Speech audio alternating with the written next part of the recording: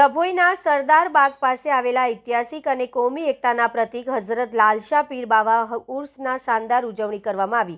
ડભોઈ સરદાર બાગ પાસે આવેલા ઐતિહાસિક દરગાહ અને કોમી એકતાના પ્રતીક હઝરત લાલશાહ પીર બાવાના ઉર્સ પ્રસંગે શ્રદ્ધાળુઓ મોટી સંખ્યામાં પધાર્યા અને પોતાની મનોકામના અંગે દરગાહ શરીફમાં ફૂલ ચાદર શ્રીફળ ચડાવી દુઆઓ ગુજારી હતી।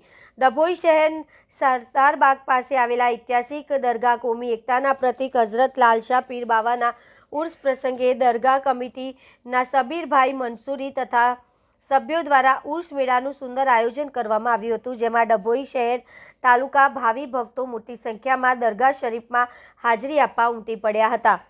ઉર્સ શરીફમાં શ્રદ્ધાળુઓ ફૂલ ચાદર ચડાવી હતી અને પોતાની મનોકામના પૂરી થાય તે માટે દુઆઓ ગુજારવામાં આવી હતી। તેમજ સબીરભાઈ ઇબ્રાહીમભાઈ મંસૂરી દ્વારા નિયાઝ ભંડારાનું સુંદર આયોજન કરવામાં આવ્યું હતું અને ભક્તોએ પ્રસાદીનો લાભ લીધો હતો, જ્યારે કે આ પ્રસંગે હઝરત લાલશાહ પીર દરગાહ ખાતે ઉર્સ પ્રસંગે ભાઈચારો અને કોમી એકતાના દર્શન થયા હતા।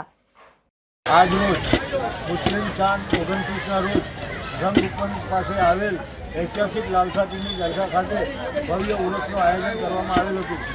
ત્યાં આગળ હિન્દુ મુસલમાન શ્રદ્ધાળુઓએ પોતાની મનોકામના પૂરી કરે છે અને ત્યાં આગળના રખેવા સબીરભાઈ મંસૂરી શુદ્ધ શાકાહારી ભંડારાનું આયોજન પણ કરે છે।